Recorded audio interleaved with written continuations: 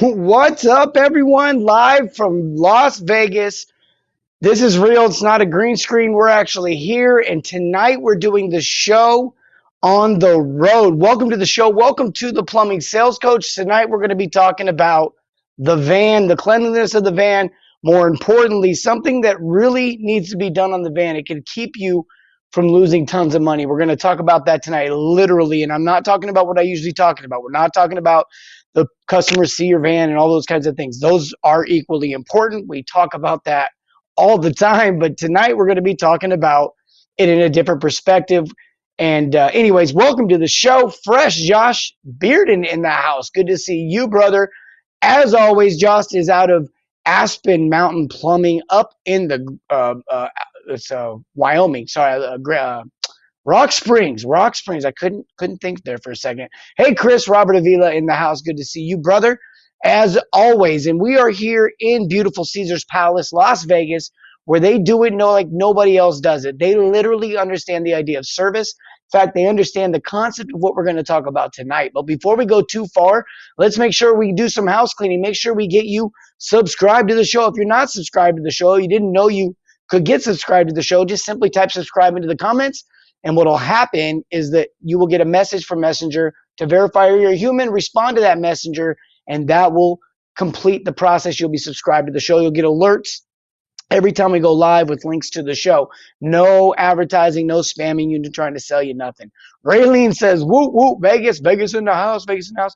Yeah, we're out here. We came and checked it out. It's kind of slow out here right now, a little bit slower than I've ever seen this place. But even so, if you look at the number of people, there's still a lot of people here, even though it's slower than normal. And Vegas is still servicing. They're still doing their thing. Vegas is still doing Vegas. And even though they've got some things closed down, they still have this idea. Now, one thing I really want to get into tonight when it talks about the truck, when we talk about this idea of how does a truck cost you money, make you money. In fact, I think in the intro promo video, if you guys didn't see that, we talked about how the truck can either be a rolling pig pen or a rolling cash cow. And what we're going to talk about tonight is directly related and directly affected by what and how you do this very thing. And so we'll talk about that. But as it relates to service and as it relates to offering your customer options, I want you to consider something. You know, Americans especially, and I see this in other countries as well, but especially in America, we value convenience. Convenience is a money maker, meaning you can literally charge more for something just in the name of convenience. We see this in gas stations. We see this in convenience stores. We see this all across in different ways. For example, a loaf of bread at a 7-Eleven is not the same price as a loaf of bread at Safeway's or Albertsons or a grocery store. Also, if you take a look at different things like candy bars, they're not the same price. If you take a look at sodas, they're not the same price. Energy drinks, they're not the same price. We take a look at convenience and fast food, and it's not the same price. In fact, it's the same price as what you might pay when you go to an actual restaurant because of the convenience factor, and we're willing to pay for that. We're willing to pay for that in all areas, and we never really fully grasp that concept in service, plumbing, especially as it relates to service. So we're going to talk about that and how that truck affects that. So I'm excited to do that. If you're excited, let me know, because tonight we're doing our drawing. Tonight is our $25 giveaway that winner then he or she gets a $25 Visa gift card, but you also get entered into our $200 giveaway. All you got to do is be the comment of the night. Type comment of the night. Basically, don't type the words comment of the night. Someone did that, and it almost got you banned. I'm totally joking. But seriously, don't type comment of the night. Type the comment of the night.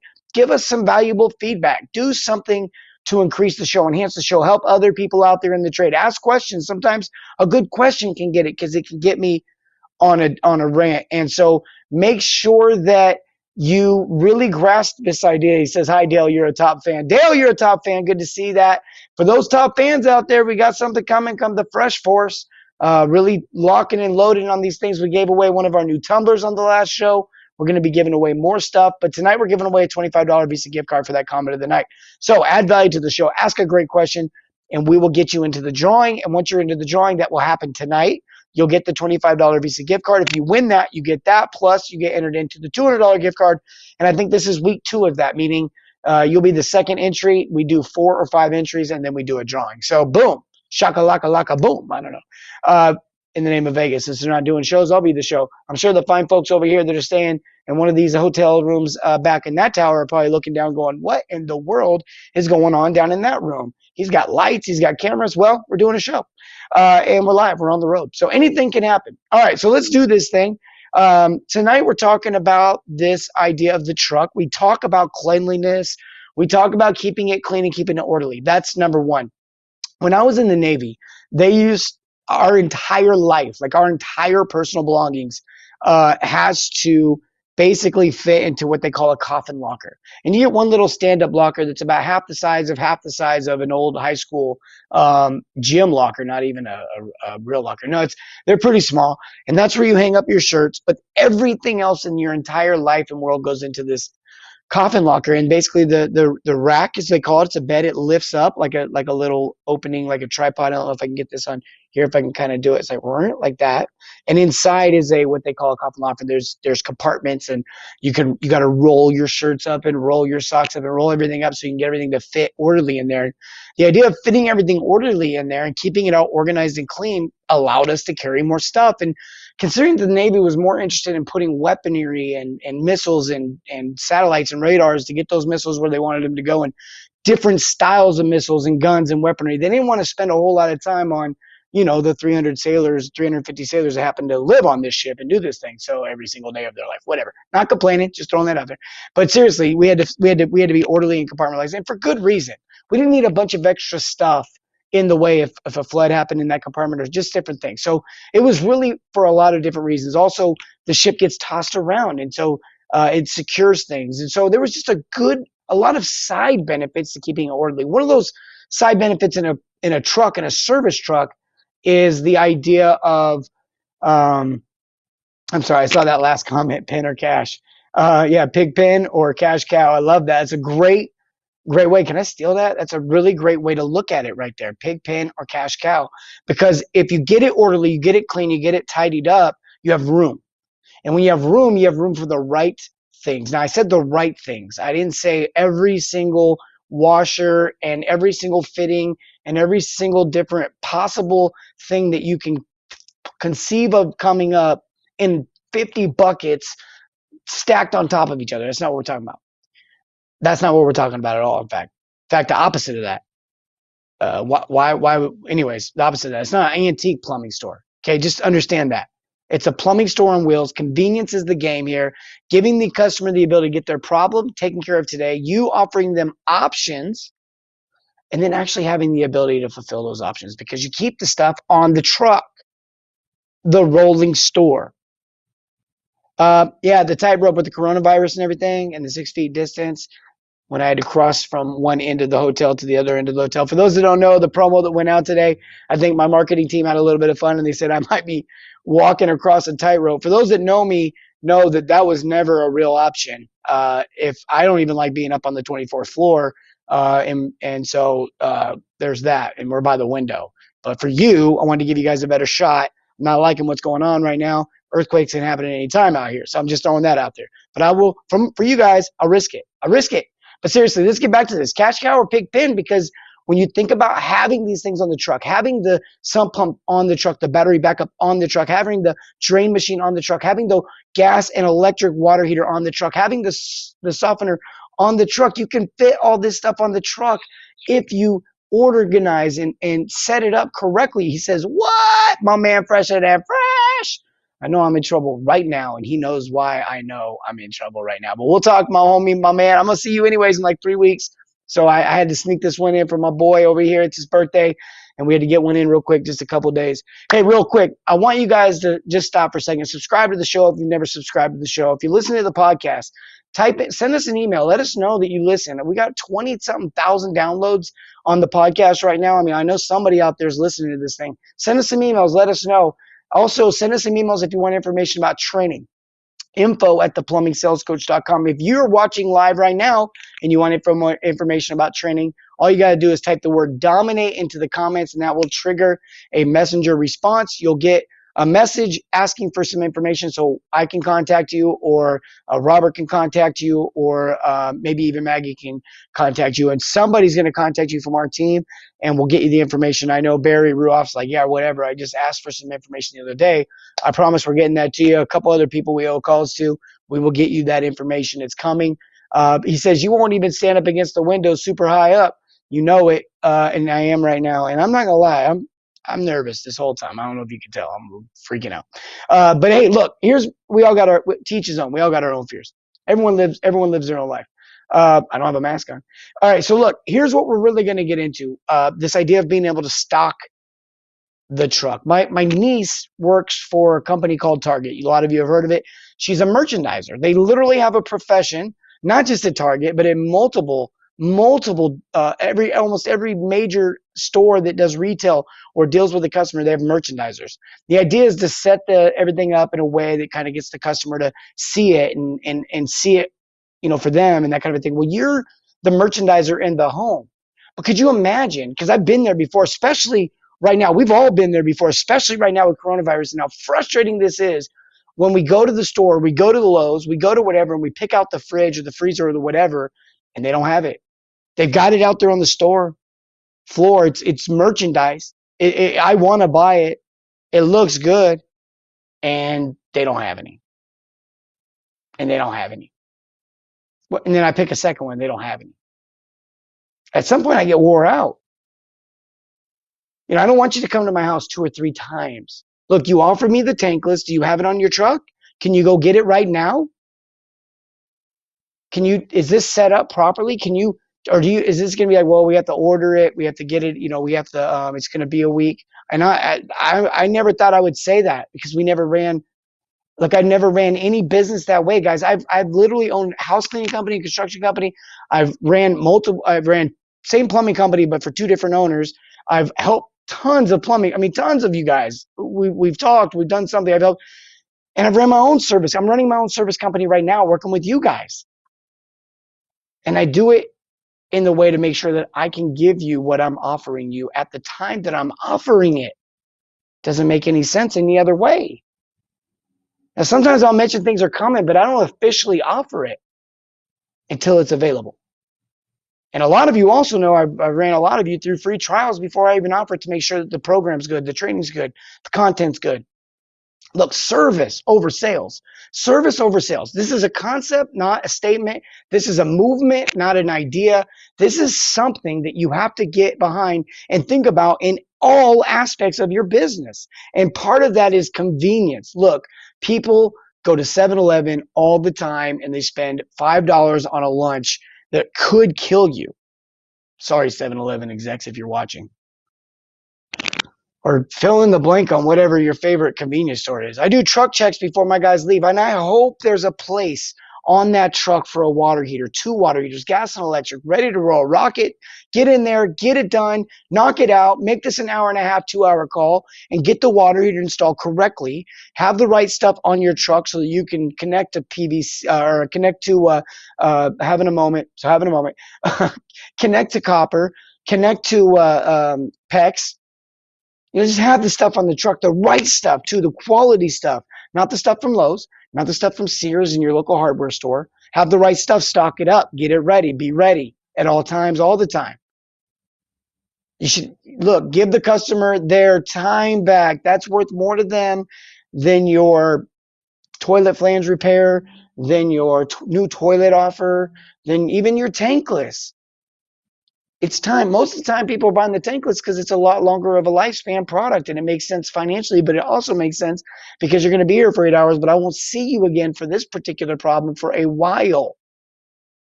That's what I do when I get things fixed on my car. When I go eat, I don't go to the restaurant and go, let me get an appetizer and then bounce out and go hit the next restaurant up. That don't even make sense. But yet we run plumbing calls like as if people shop that way or think that way. Blows my mind. Really does. I can't even sometimes believe that I make a living doing what I'm doing. I feel like some of this stuff is just common sense, and I get it. I get it. We get, as owners, we get locked into the weeds. As technicians, we get trapped into the weeds of life, meaning we get trapped into a track, a pattern, a certain way of doing things, and we don't really look around and see it from the right perspective, and so we miss out on so much. Okay, we miss out on the opportunity to really take care of someone. I get it. But when I tell you this information, if you don't take heed of this, I mean, at this point now you got no excuse. You know. Okay, that's just the reality of how this works. Service over sales.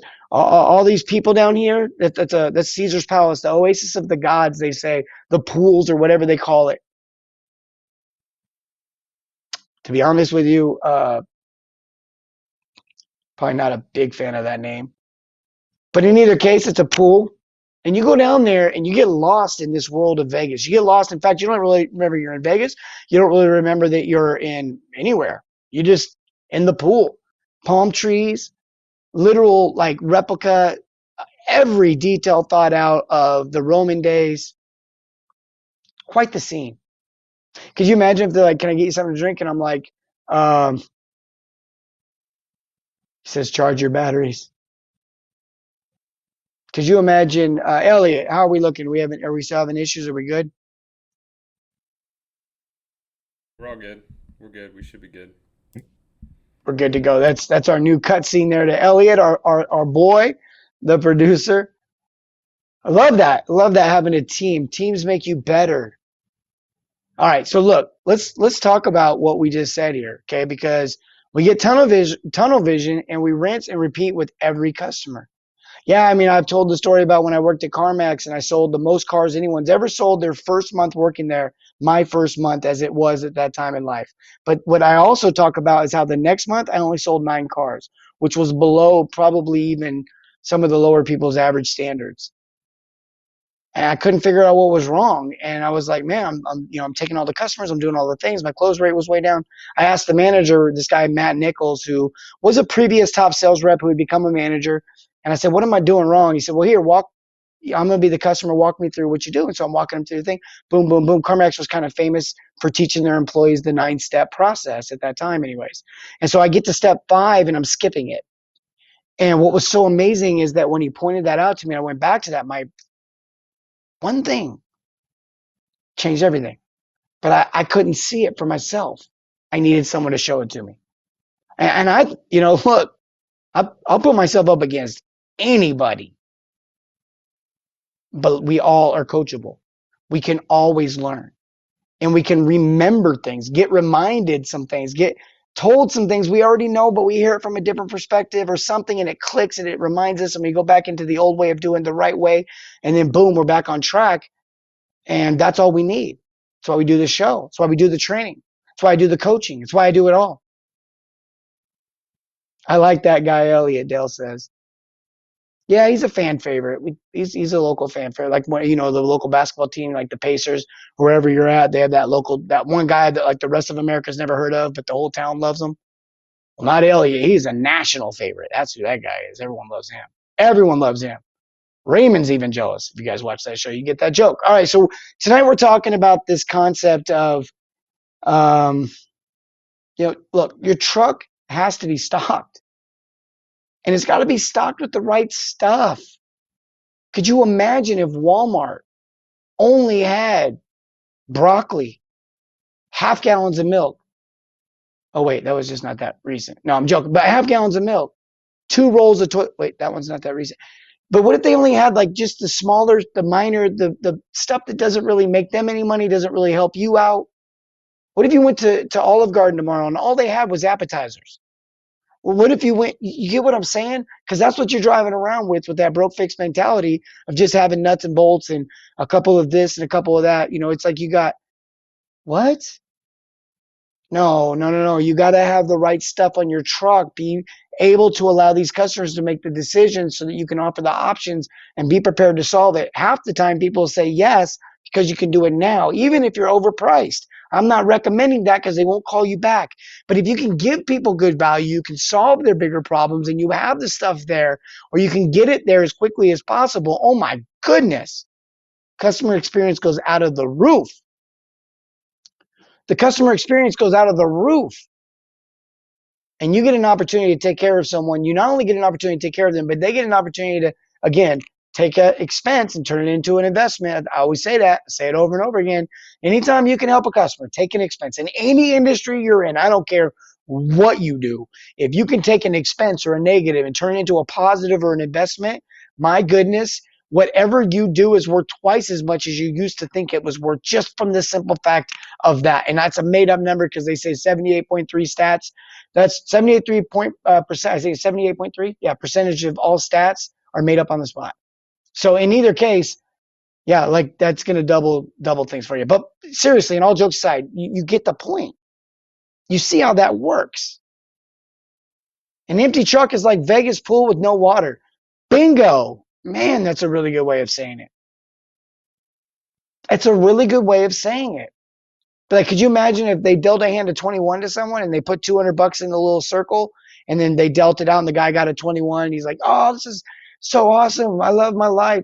I just won 200 bucks or whatever. And then the dealer's like, well, I'm out of chips. Yeah, right. Look, I'm telling you right now, you got to be stocked up. You got to have that convenience factor. You got to be prepared.